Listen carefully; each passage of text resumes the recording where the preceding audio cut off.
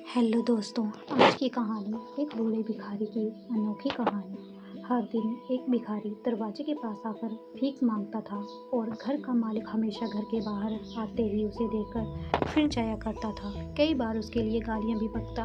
वो कहता, तू जिंदा ही क्यों है? पूरी जिंदगी ऐसे ही भीख मांगेगा क्या? धरती पर बोझ क्यों बना बैठा है?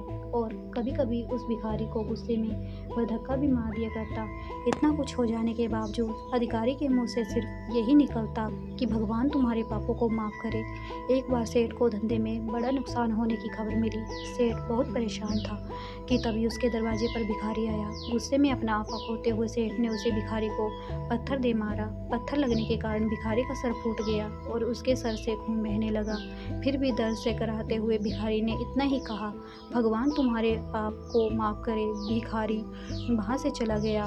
सेठ सोच में पड़ गया। भिखारी को पत्थर मारा, फिर भी उसने सिर्फ प्रार्थना की। सेठ का गुस्सा शांत हुआ, सेठ का मन शांत हुआ।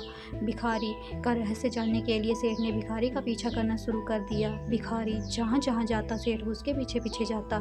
सेठ ने देखा कि उसको खाना देता कोई उसको मारता, कोई अपमानित करता तो कोई गालियाँ देता। लोग भिखारी के साथ चाहे जैसा व्यवहार करते, लेकिन भिखारी सबके लिए एक ही प्रार्थना करता, भगवान तुम्हारे पापों को माफ़ करे। अब रात होने को आई थी। भिखारी अपने घर जाने के लिए लौटा। वो अपने घर पहुंच गया, लेकिन सेठ अब भी उसका पीछा कर रहा था। एक पुरानी टूटी हुई खटिया पर एक बूढ़ी औरत लेटी हुई थी। काफ़ी कमज़ोर और बीमार लग रही थी। वह भिखारी की पत्नी थी। अपने पति को वापस आता देख वह खाट से उठ खड़ी हुई। पति ने अपनी पत्नी के भीख वाले कटोरे में देखा। उसमें सिर्फ आधी बासी रोटी थी। उसे देखकर वह बोली, आज बस इतना ही मिला? और हाँ, आपके सर से खून निकल रहा है। ये चोट कैसे लगी? बूढ़ा भिखारी बोला, आज बस इतना ही मिला। किसी ने कुछ दिया ही नहीं। सब ने गालियाँ दी और एक ने पत्थर भी फेंका, इसीलिए मेरा सर फट गया। एक गहरी ठंडी सांस लेकर बूढ़ा भिखारी फिर से बोला, यह मेरी ही पापों का फल है। तुम्हें याद है कुछ सालों पहले हम कितने अमीर थे? क्या कुछ नहीं था हमारे पास हर चीज़ ज़रूरत से ज़्यादा थी, लेकिन हमने कभी दान नहीं किया। और उससे भी बुरा हमने उस अंधे भिखारी के साथ किया जो हमारे द्वार पर भीख मांगने आया करता था। बूढ़ी पत्नी की आंखों में आंसू आ गए। वह बोली, हाँ, हम उस बेचारे अंधे के साथ बहुत बुरा करते थे। उसका अपमान करते थे। उसे खाने के लिए रोटी की जगह कागज़ दिया करते थे। उसका मजाक उड़ाया करते थे और कभी कभी मारा भी करते।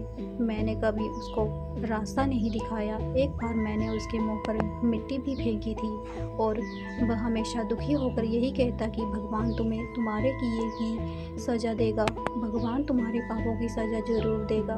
उसका श्राप सच हुआ और हम इस दुख भरी जिंदगी में आ गए।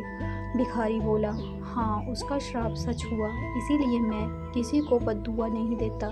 चाहे कोई मेरे साथ कैसा भी बर्ताव करे, मैं हमेशा उसके लिए प्रार्थना करता हूँ। मैं नहीं चाहता कि कोई भी हमारे जैसी ज़िंदगी का अनुभव करे, किसी को भी हमारे जैसे दुखों का सामना करना पड़े। वो नहीं जानते कि वह कितना बड़ा पाप कर रहे हैं, इसीलिए अनजाने में हुए पाप की ऐसी सज़ा किसी को ना मिले। मैं नहीं चाहता। सेठ वहीं पर छुपकर ये सारी बातें सुन रहा था। अब उसे सब कुछ समझ में आ गया था।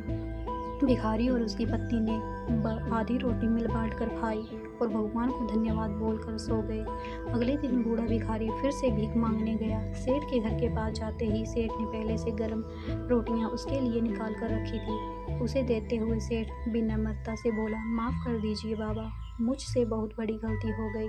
बूढ़ा भिखारी बोला, भगवान तेरा भला करे। इतना कहकर वह आगे निकल गया। इस कहानी से जो सीख लेने लायक है वह है बड़ी ही सिंपल है कि आदमी चाहे किसी के बारे में बुरा कहे या भला करे, लेकिन भगवान सिर्फ कर्म के हिसाब से उसको फल देता है।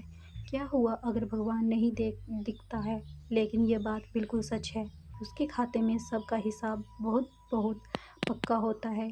इसीलिए जब किसी के लिए कुछ भी करो तो अच्छा ही करो। अगर आपको हमारी कहानी पसंद आई हो तो कहानी को like, share, comment and subscribe करें। धन्यवाद। राधे राधे।